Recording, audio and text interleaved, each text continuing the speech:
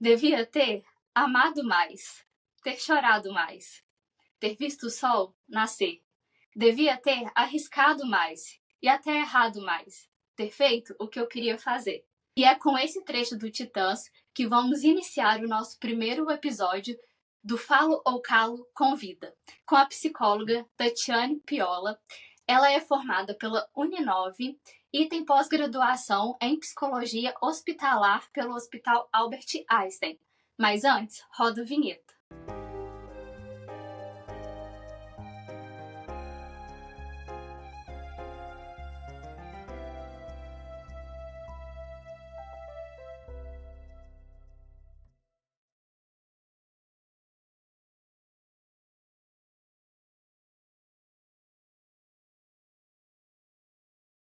Fala, Elvio. Fala, Fran, tudo bem? Olá, Tatiana, seja muito bem-vinda.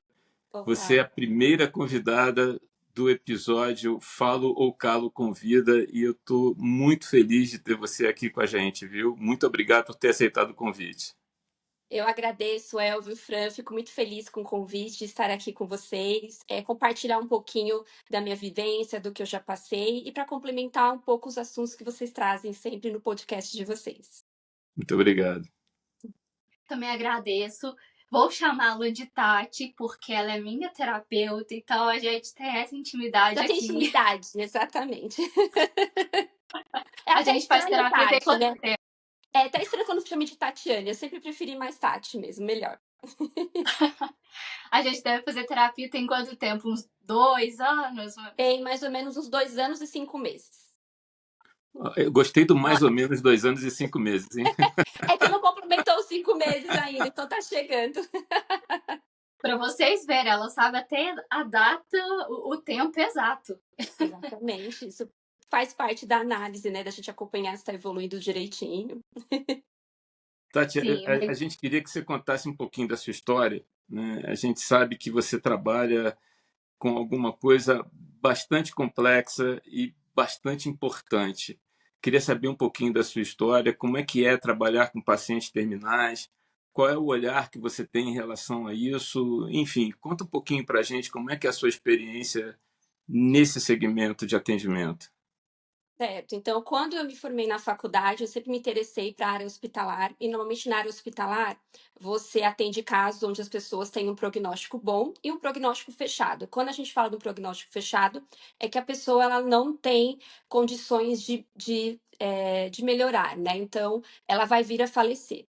Então, desde a parte hospitalar, como na parte clínica, vem pacientes também com prognósticos fechados, por exemplo, um câncer metastático. Pode ser que ele não morra hoje, mas pode ser que com o passar do tempo, em torno de 2 a 3 anos, ele venha a falecer, ou alguma doença crônica que tenha a importância de fazer algum transplante, caso não ocorra um transplante, esse paciente também ele é considerado terminal, tá? Perante a medicina, cuidados paliativos e terminalidade, né? Então, eu terminei a faculdade, comecei a pós-graduação. Para quem não sabe, para trabalhar na área hospitalar, psicólogo precisa ter uma pós-graduação na área hospitalar. Dificilmente você sai da graduação cru para entrar na área hospitalar. Entrei, né, pelo Einstein.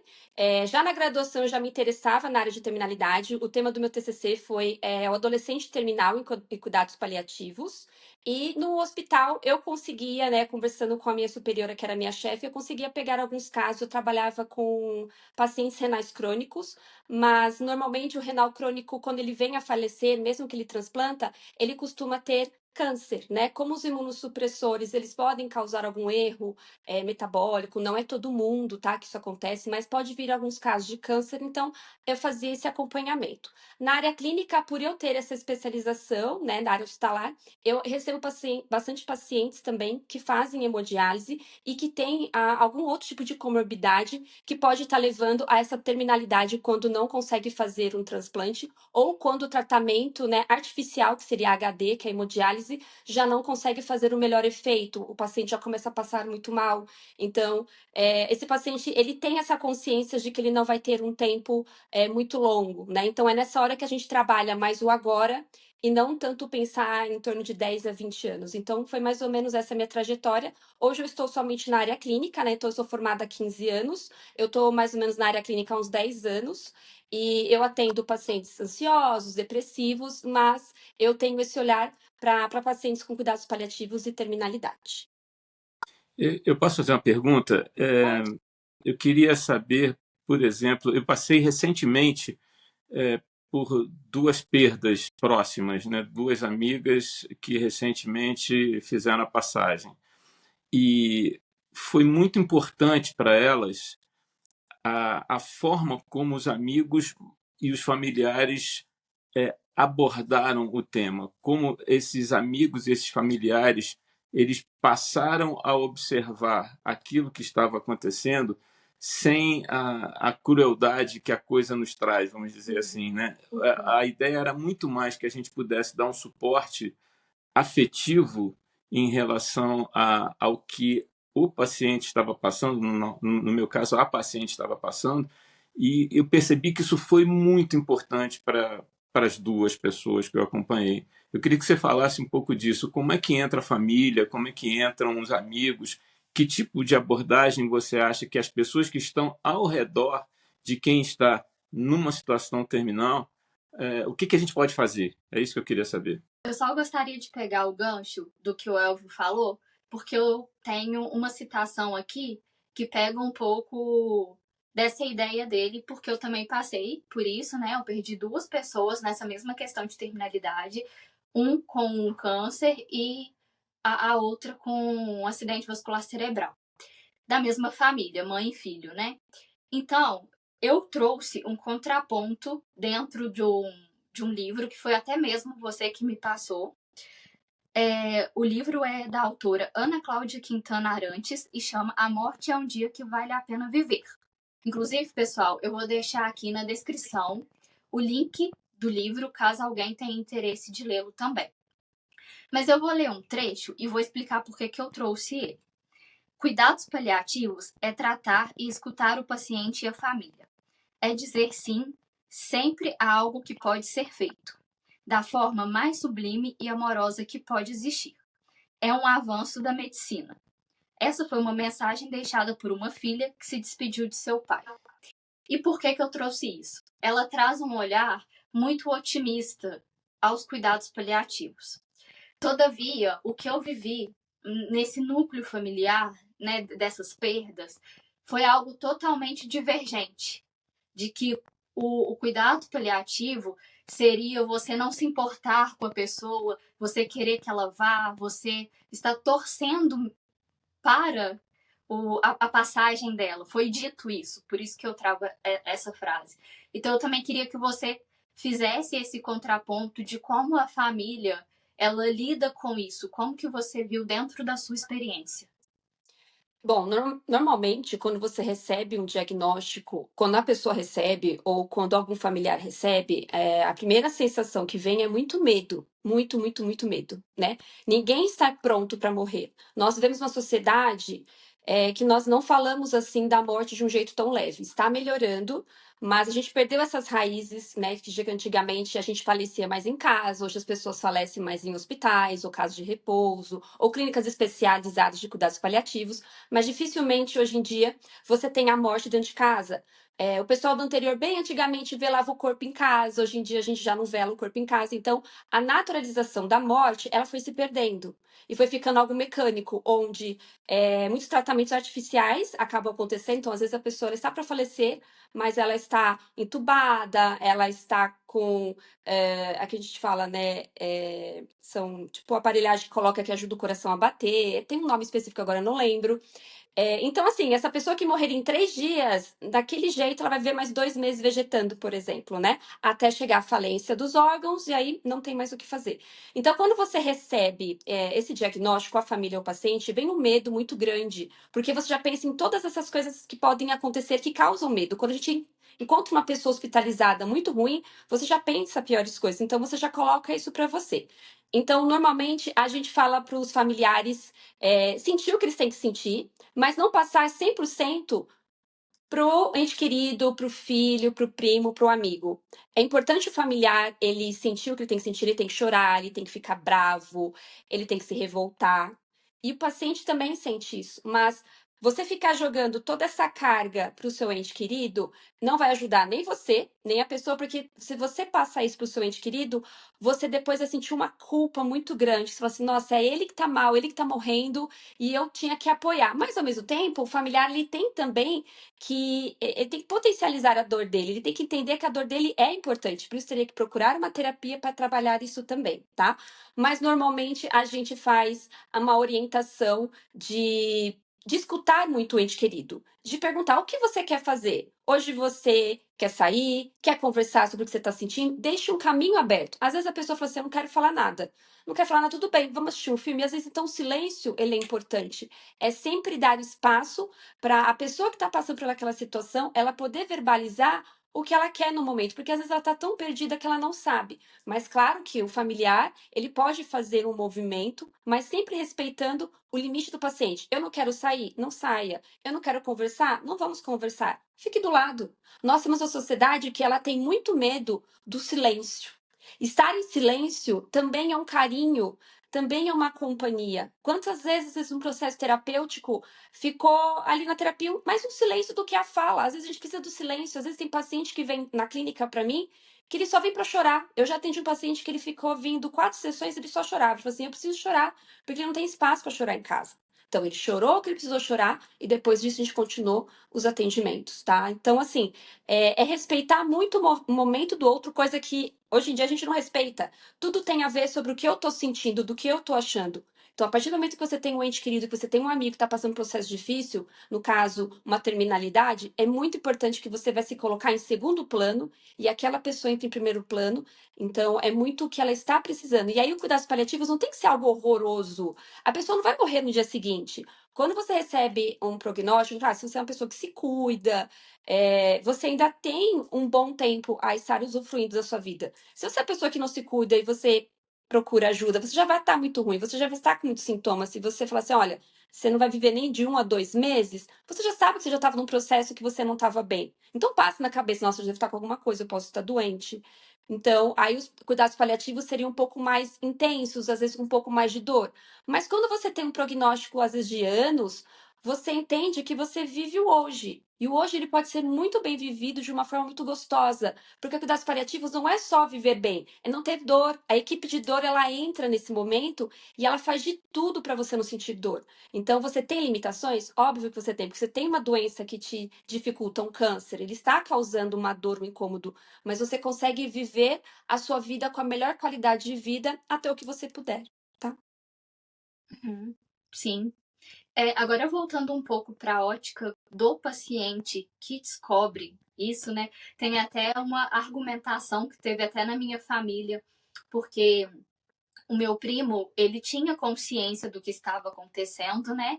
Em contrapartida, minha tia não, porque ela já entrou em coma, então foram duas situações um pouco diferentes até para a gente lidar. Porque, falando aqui da minha história, eu consegui vê-la, porque ela estava em coma, para mim era mais fácil. Esse silêncio com o meu primo que estava acordado, para mim era uma coisa mais difícil, eu não conseguia vê-lo, porque eu não sabia justamente o que falar, não tinha o que falar, né?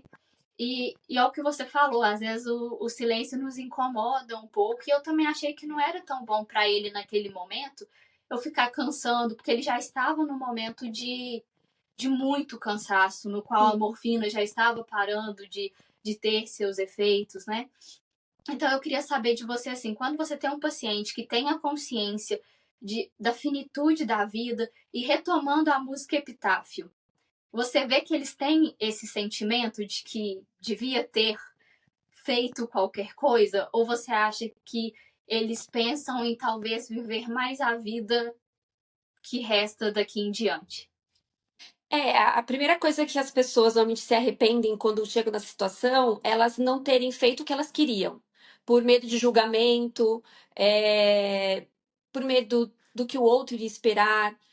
de achar que pode arriscar, né? Então, achar que pode arriscar e não dar certo. Então, quantas vezes talvez hoje que você está pensando em fazer algo, você não arrisca porque você já pensa na parte mais negativa do que na parte positiva, né? Então, a gente acaba sendo muito negativo. E quando a gente está em um processo de cuidados paliativos, o que a gente mais quer é ter tempo para poder fazer essas coisas, ou então, que não estou aqui agora, tempo para pensar em algo e acontecer, do que eu pensar assim, eu pensei nisso, mas não, deixa quieto, porque eu acho que não vai dar certo. Ou eu vou me expor, ou eu vou passar vergonha.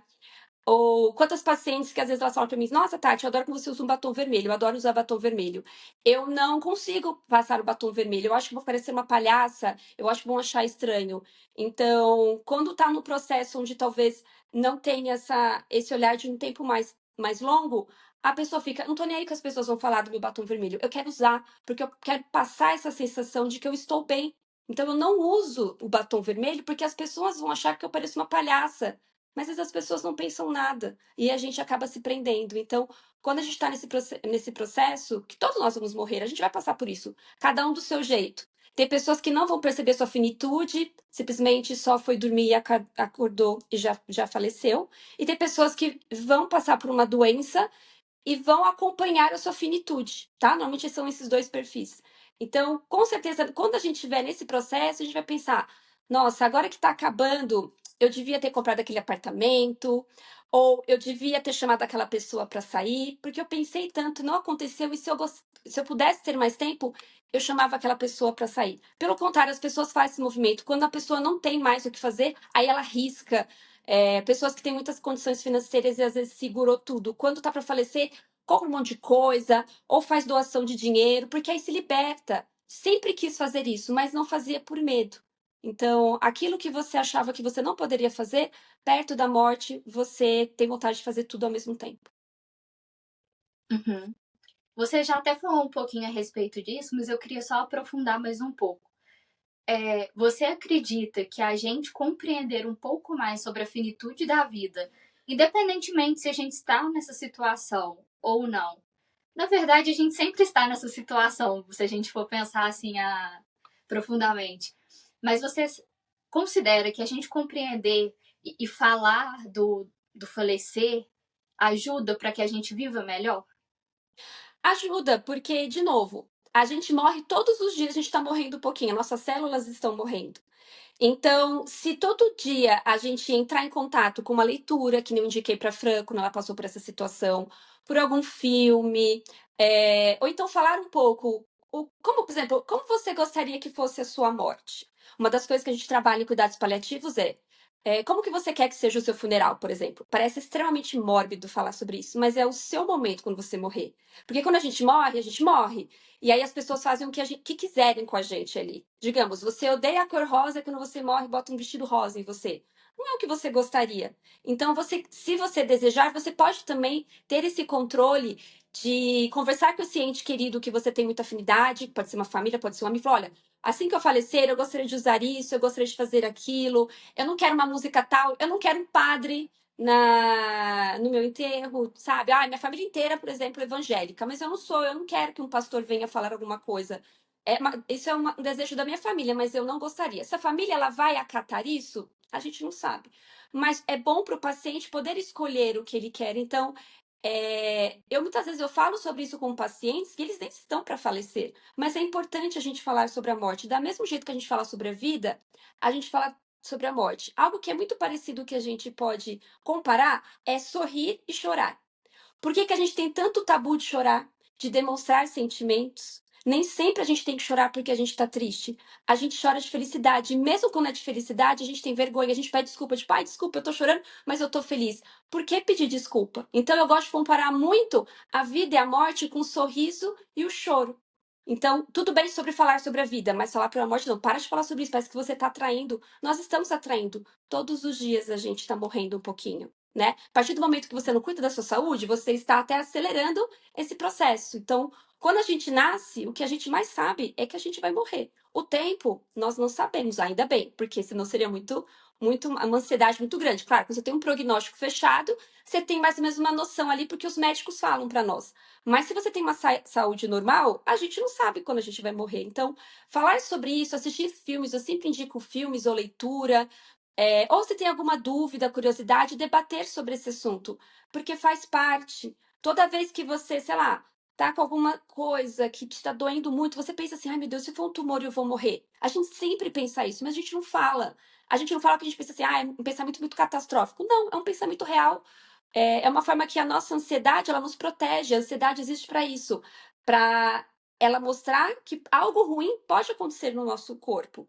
Então, se você está ansiosa com uma dor, vá tratar, porque essa dor pode sim levar à sua morte. Então, quanto mais a gente falar sobre o assunto, mais a gente. Não que torna isso super natural, ninguém quer morrer, mas é algo mais aceitável. Você não veria tantas pessoas, às vezes, sendo internadas após um falecimento de um ente querido. Às vezes, até em hospital psiquiátrico, eu tenho pacientes que tiveram que ser internados em hospitais psiquiátricos depois que perderam mãe e pai, porque não sabe lidar com a perda, não sabe lidar com a morte. Tá? Então, acho que quanto mais falar, melhor.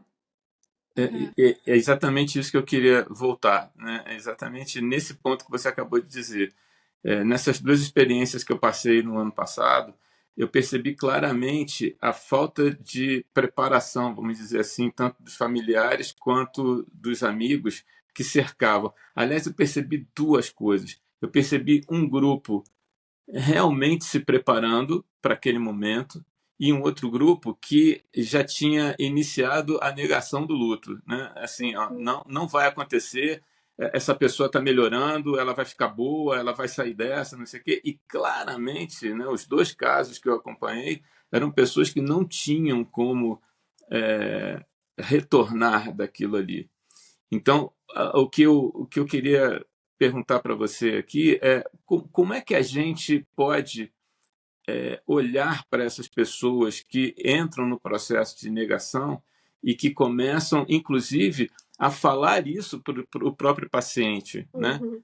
Não, você está melhorando, você vai ficar bem.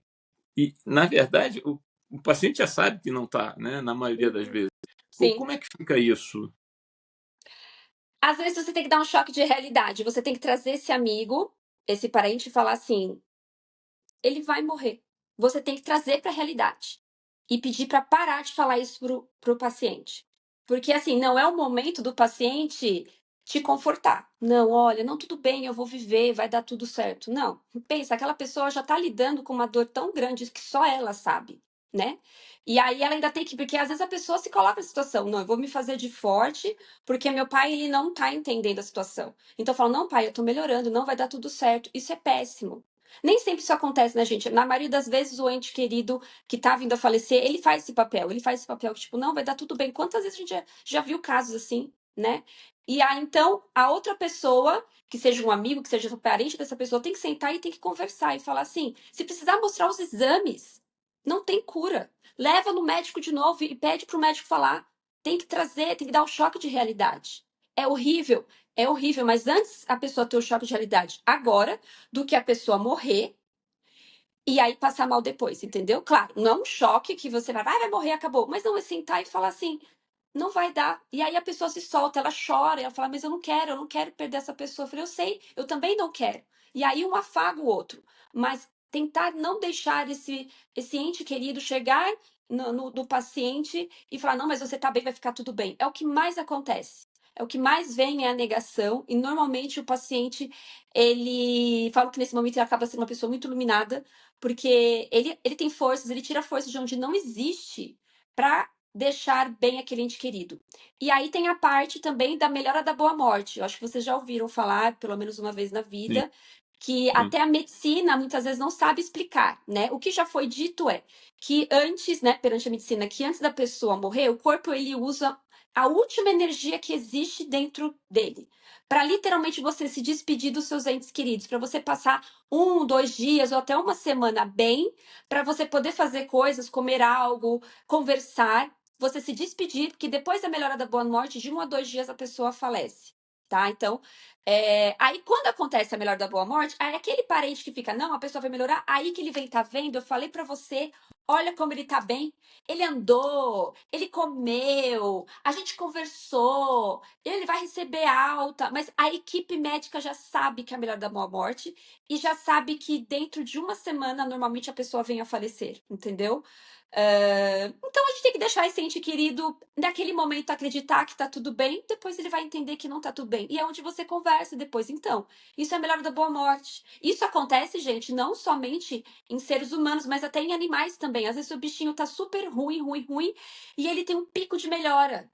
Que dura, às vezes, alguns dias. Aí você pensa, nossa, às vezes até os veterinários, olha, tá vendo? Você falou que ia morrer e tá bem, e passa dias e você acorda e seu bichinho faleceu. Então, isso não é só nos humanos, acontece também no mundo animal. E é nessa hora que esses parentes que não aceitam, os amigos que não aceitam, eles jogam na nossa cara, tá vendo? Eu sabia que ia melhorar. Você que não tem esperança, aí vem a parte religiosa, que você não acredita em Deus, né? Então, se você acreditasse mais em Deus, você ia ver essa pessoa bem. Então, aí mistura também a parte religiosa. Mas normalmente o que acontece é essa melhora, depois a pessoa falece e essa pessoa entende que existe a melhora da boa morte e ela aprende que quando chega nesse ponto, não tem volta. E às vezes, gente, não é melhor ter volta. Você tá tão doente, você tá tão ruim, porque quando a gente fala de paciente terminal, ele não tá bem. Ele não tá em casa muitas vezes conversando, ele às vezes não tá se alimentando sozinho, ele usa uma sonda, para se alimentar, uma sonda pra fazer xixi, uma sonda, ele usa fralda, sonda pra fazer cocô nem tanto, mas ele pode estar colostomizado. Então, ele não tá o paciente bem, ele não tá feliz, ele não tá confortável. Muitas vezes o paciente ele pede para morrer, ele fala, eu não aguento mais, eu espero que isso acabe logo. E às vezes os familiares também desejam que a pessoa parta logo, porque ela tá vegetando. Isso quando não, os médicos não têm que sedar o paciente, porque ele já tem uma dor tão grande, que a gente ceda para esperar os órgãos falharem e para vir a falecer, tá? Então, quando a gente fala de terminalidade, parece que a gente está falando de pessoas que estamos que nem nós aqui, conversando. Não, isso é por cuidados paliativos. A pessoa, ela tá bem em cuidados paliativos. Quando a gente fala de terminalidade, a pessoa, ela não consegue estar aqui sentado como nós conversando. É muita dor, é confusão mental, a pessoa muitas vezes começa a delirar, tá? Fazendo só uma amarração do que você falou anteriormente, até a respeito do livro, né, que a gente conversa sobre essa finitude. Eu vou trazer um pouco do relato pessoal. Eu acho que eu tô voltando muito para mim em alguns pontos, justamente porque você é minha terapeuta e a gente passou por algumas questões nesse sentido. Sim. Então eu lembro que bem no início da terapia, que eu te falei que eu tinha esse medo da finitude, eu ainda tenho, só que tá bem melhor, confesso. Você me falou para fazer justamente isso, né? Planejar como eu gostaria de partir. E confesso que até hoje, por mais que tenham se passado quase 2 anos e 5 meses, eu ainda não consegui colocar no papel tudo isso. Só que eu tenho mais ou menos esquematizado na minha cabeça. E só de ter esquematizado na minha cabeça, parece que já me deu um alívio. Todavia, eu não consigo ainda expor, porque é muito disso que você falou. Parece que na hora que eu colocar no papel, aquilo vai se tornar algo real, como se eu estivesse puxando isso de alguma forma. E eu também não sei direito para quem deixar isso, sabe? Mas é até uma coisa engraçada, eu acho engraçado. Quando eu penso na minha partida, eu lembro daquela música Helena, do My Chemical Romance. Tipo assim, eu gostaria, se eu pudesse ter aquele Aquela funeral, situação né? sim, Exceto é a muito parte que eu legal. levanto e faço. Mas assim, eu gostaria de ter aquele caixão estofado, porque eu queria, na minha cabeça, aquilo vai ser confortável pra mim. Eu sei que não vai fazer diferença, mas Mas na minha na sua cabeça, cabeça faz bem, entendeu? sim. Eu quero bonito, assim, preto, sem aquele monte de flor, assim, que o povo tem mais. Eu não gosto de flor, eu não gosto de flor em vida, entendeu? Por favor, pessoal, ninguém me dê flor, eu não gosto de flor.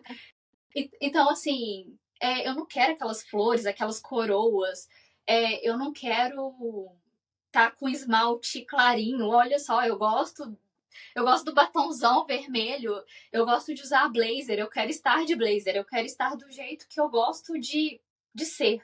Então eu fiquei pensando isso e eu comecei a contar para algumas pessoas, algumas partes, e eu fui meio criticada. Ah, mas você vai estar lá com batonzão vermelho? Eu falei, gente, não é possível que você não pode fazer nenhum último pedido para mim. É o que eu, por enquanto, é o que eu gosto. Talvez no futuro eu não vá gostar mais desse tipo de coisa. Mas por enquanto são as coisas que eu gosto. E esse livro, ele foi muito importante para mim. Então eu tenho, de vez em quando eu penso, não só sobre a minha finitude, mas sobre das outras pessoas ao meu redor. De vez em quando eu fico nervosa, só que já não me causa mais aquela angústia de uma crise de ansiedade. Essa é a ideia. Que, sim, que, por exemplo, eu acho que eu já até te falei que eu dava uma crise de ansiedade que eu tinha tanto medo de partir, que eu queria partir para o medo acabar. Para eu já descobrir o que vai acontecer. É a questão também de ansiedade, controle, entra tudo isso. Inclusive, a gente tem aqui um vídeo no nosso canal sobre emoções negativas. Eu vou deixar aqui no card e também fixado nos comentários, caso vocês queiram assistir. Tá muito bacana. Tati, aí eu já fiz essa amarração. Quero te fazer outra pergunta que tem um pouco a ver com o que você estava falando anteriormente. Uma coisa que eu particularmente sinto muita dor e que não tá ali naquelas fases do luto, mas que eu acho que se encaixaria muito bem, é a esperança. Para mim, o que mais dói é a esperança. Como que você vê isso, tanto para os familiares como para a pessoa que está partindo? A esperança faz parte do ser humano, porque tudo, desde que a gente nasce, tudo que a gente faz, não aconteceu tal coisa, não, mas calma que isso vai melhorar, né? A criança caiu, por exemplo, a criança está aprendendo a caminhar, ela cai no chão, que a gente pega no colo e fala, olha, passou, tá tudo bem, e olha só, você voltou a andar de novo. Então, a esperança de que doeu, mas você volta a andar e tá tudo certo. Quando a gente entra numa situação de paliativo e de esperança, a gente coloca esse sentimento de uma outra forma, diferente. A esperança existe. A esperança de aliviar uma dor, a esperança de estar junto. Então, não é a esperança de uma cura. Não existe mais a esperança de uma cura, e aí vem o luto da esperança. Porque aquela esperança que a gente está acostumado de que vai dar tudo bem, vai ficar tudo bem, não existe mais isso. Porque a gente sabe que no final a pessoa ela vai morrer. Mas tá tudo bem ficar triste, tá tudo bem, hoje eu não consegui falar do assunto. Então, você tem aquela esperança de que às vezes a pessoa tá passando tão mal, com tanta dor, mas eu vou levar ela naquele médico e a equipe de dor vai tirar essa dor. Então, a esperança, ela vem de uma outra forma. Ela existe nesse processo, mas não a esperança de cura, mas uma esperança de conforto, né? Então, normalmente, quando você tá com um ente que ele tá numa fase de paliativos ou terminalidade, ele tem muita dor, o que você mais quer é encontrar qualquer coisa. Você paga o dinheiro que for, se for preciso, para tirar a dor daquela pessoa, tá? Você sabe que ela não vai ter muito tempo, dependendo da situação, mas ela não tem dor. E aí você fica, porque sim, ver aquela pessoa gritar, porque às vezes a pessoa urra de dor, é desesperador. Então vem aquela esperança de tirar pelo menos a dor, de amenizar a dor, tá? Então, a esperança ela existe, mas não a esperança de uma cura, a esperança de outras situações para melhorar a qualidade de vida daquela pessoa até ela vir a falecer. Tati, antes de eu passar aqui para o que seria, vamos dizer assim, o caminho de encerramento do nosso bate-papo de hoje, que se nós deixarmos aqui vai durar 3 horas, né? Sim. Pois é, eu queria só fazer um registro aqui, voltando à situação de como é que a gente gostaria de ser tratado depois da nossa passagem, né? Eu já falei para a Fran isso uma vez, eu queria ser colocado num ritual viking. Oi. Eu quero ser colocado numa balsa com uma fogueira e alguém vai ter que lançar uma flecha para me incendiar no meio do lago. Então, assim, se virem para fazer isso para mim, entendeu? É o ritual viking que eu tô querendo aqui. Tá vendo? A gente tem que, sabe, tem que ser um pouco mais leve. O ano passado, meu avô faleceu, e ele faleceu em casa, ele não faleceu com a gente, né? Foi para mim, se a gente vê no momento, foi um procedimento bem triste, porque meu avô teve uma parada cardiorrespiratória, nós tivemos que fazer uma massagem cardíaca, e ele não, não aguentou e ele faleceu. Então, ele faleceu conosco, né? Ali.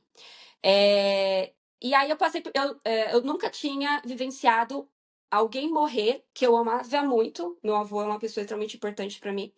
e morrer ali nos nossos braços. No momento a gente estava ali junto fazendo a massagem, e aí você percebia que ele estava falecendo porque ele estava ficando mais geladinho e as extremidades iam começando a ficar mais amareladas, né? Então eu nunca passei por esse processo de como depois vem os bombeiros, vem o SAMU, dependendo vem a polícia, o médico assinou, né, o óbito dele, e veio o cara da funerária. E o que é o normal, o tradicional, pelo menos da minha família? É colocar um terno, né? Quando a pessoa, ela morre, não, vou pôr um terno, tal, não sei o quê. E meu avô, ele era aquele cara muito tranquilo, muito de boa, extremamente São Paulino. Então toda vez que ele fazia um procedimento cirúrgico que a gente achava que ele não ia sobreviver, que os médicos falavam assim, ó, tem muito risco, tal. Quando ele voltava, ele falava assim, porque eu sou São Paulino e eu voltei por vocês, mas voltei pelo São Paulo, ainda não é a hora. Então, quando ele morreu, eu jamais ia colocar um terno nele. E foi algo que as pessoas no velório falaram assim, nossa, ele não tá de terno, né? Tinha até o terno separado quando ele morresse. Ele tinha o terno. A esposa dele já Mas tinha estava com a separado o camisa do terno. São Paulo, né? Ele ficou com a camisa do São Paulo. E ele não foi com a camisa que é a tradicional, né? Ele foi com uma camiseta que eu comprei no shopping. Era uma blusa que ele estava usando nos últimos dias. Então eu coloquei aquilo porque ali era meu avô, ali ele se sentia bem. Eu tenho certeza que onde ele estiver, ele estava muito mais feliz de se ver como São Paulino. Então todo mundo falou, é o São Paulino. Falei, porque é o São Paulino. Ele não tinha que estar usando terno. Mas isso teve um impacto, porque todo mundo falou, nossa, ele está com a camiseta do São Paulo. Alguns entendeu e gostou, outros nem tanto.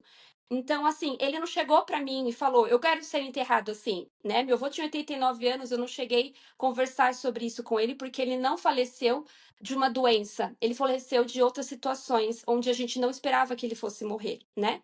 Então, eu não cheguei a perguntar para ele, como que você gostaria de ser enterrado? Mas eu tenho certeza que eu fiz o que ele gostaria. Então, nesses momentos, é mais importante a gente pensar no que a pessoa gostaria e não exatamente o que é o tradicional, o que é o ideal, que é o que todo mundo quer. Na verdade, tem que focar no que a pessoa quer. Então, assim, Elvis, se você quer, Claro. sabe, uma questão mais viking, uma parte fúnebre mais viking, uma coisa mais diferente, faça, converse com alguém que, que tá ali do seu lado, que tá te acompanhando, que possa fazer isso. Nem sempre vai ser 100% do que você quer, mas é bom, pelo menos na hora que você for, entender que aquilo faz parte da sua vida e que foi do jeito que você se sentiria bem.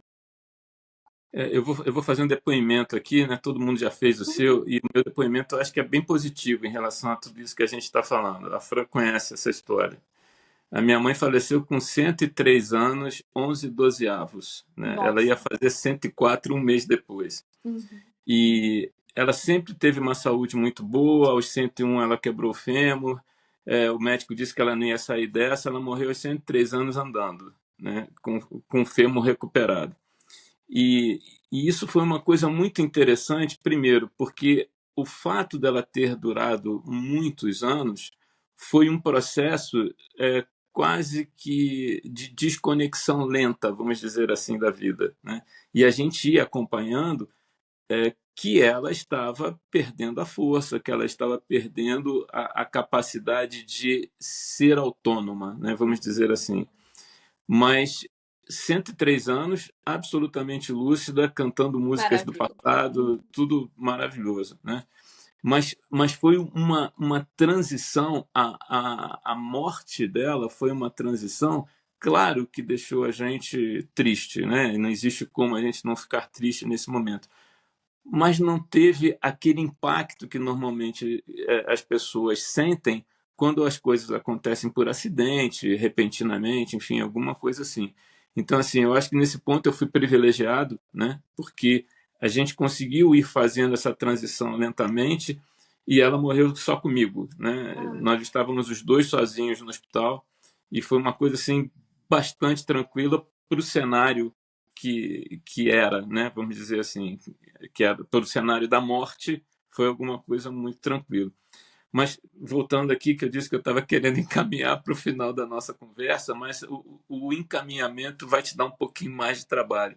Eu queria saber o seguinte: com essa experiência toda que você tem, com tudo isso que você já viu, já viveu e já apoiou tanta gente, vamos dizer assim, nesse processo, eu queria saber como é que o que mudou na sua vida com isso? Como é que mudou a sua forma de enxergar a vida? O que mudou na Tati depois desse processo todo de convivência com pacientes terminais, ou vamos dizer mais claramente, com a sua convivência com a morte próxima? Claro que na parte pessoal, quando, por exemplo, porque eu perdi meu avô, eu senti o que todo mundo sente, né? Então, quando você tá com um paciente, você acaba racionalizando mais. Então, a gente entende a dor, né? Você tá ali com cada paciente, uma dor é uma sensação diferente.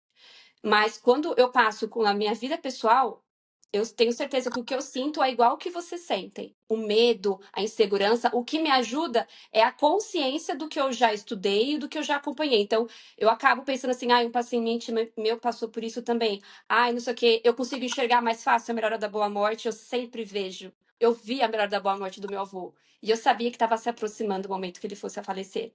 Então, isso me ajuda, mas não significa que na hora que eu vi a melhora da boa morte, eu por dentro despedacei. Eu não falei pra ninguém, mas eu por dentro despedacei. Não falei pra ninguém, olha, hoje, pode contar que hoje é o dia que não vai dar mais, né? Tipo, ele ficou bom por uns 2 dias, vai dar ruim. Então, é o lado racional com o emocional, mas com os pacientes, a gente tem que aprender a não se apegar tanto, né? Sentir um pouco de um afastamento, porque senão a gente tá ali 24 horas respirando aquela dor, mas me tornou mais humana. Eu acho que antes a gente acaba tendo muitos preconceitos que não deveria existir, de criação, de estilo de vida. Então, conforme eu fui cada vez mais entrando em contato com isso, estudando, conhecendo as pessoas, foi me deixando mais humana, porque eu fui conhecendo cada dores diferente. Isso nunca diminuiu minha dor, porque é uma coisa que a gente tem que aprender. Quando a gente se coloca na dor do outro, a gente pensa assim: nossa, a minha dor é pequena perto da dor do outro. Não, a sua dor é tão grande quanto a dor do outro. Mas eu aprendi que tem dores diferentes e que eu posso lidar com essas dores de uma forma diferente. Então, eu acho que eu fiquei mais humana, muito mais humana. Eu sou totalmente diferente. Hoje vou fazer 38 anos agora, dia 31, segunda-feira. Então, me comparar com, eu tinha 20 anos, a minha cabeça, às vezes umas explosões bestas. Hoje eu me sinto muito mais humana por entrar mais em contato desse tema, por conhecer muitas pessoas e também ver tantas pessoas fortes que também me ensinou que eu poderia ver essa situação de uma outra forma, então eu me sinto muito mais humana. Muito obrigado, Tatiane. Muito Imagina, obrigado. eu que agradeço a oportunidade, adorei, foi Olha, muito bom o bate-papo. eu tenho certeza absoluta que o que você colocou aqui para a gente vai ser extremamente útil e positivo para um monte de gente, né? Um monte de gente que está passando por esse tipo de situação, tanto pelo lado do paciente quanto pelo lado dos familiares e dos amigos. Eu tenho certeza que nesse bate-papo aqui você vai ajudar muita gente. Obrigado, Tati. Eu que agradeço a oportunidade, eu espero que esse assunto abra muita mente das pessoas, vá buscar mais conhecimento, não tenha medo de falar sobre a morte, é que nem rir e chorar, não tenha medo ou vergonha de chorar, todo mundo vai morrer, então hoje aqui conversando, um pedacinho nosso está morrendo, então a gente tem que fazer um bom uso disso, um bom uso da nossa vida. Se arrisque, viva mais, porque quando a gente tiver mais velhinhos ou tiver com uma doença mais grave, não vai ter forças para a gente poder fazer isso muitas vezes. Então, aproveitar o agora. Sim. Também quero te agradecer, Tati, por aceitar esse convite. A nossa trajetória aí já tem mais de 2 anos, está sendo muito boa e vão ter muitos mais anos aí, se Deus quiser, porque não te abandonarei. Obrigada. Continuaremos juntas. Continuaremos. Então, muito obrigada. Gostaria de falar para vocês se inscreverem aqui no canal, compartilharem esse vídeo para alguém que vocês acham que precisa de ouvir sobre esse assunto. Também deem uma olhada nos nossos outros episódios do podcast Falou Calo, tá bom? Curtam, compartilhem e até o próximo episódio. Até mais. Obrigada. Tchau. Tchau, pessoal.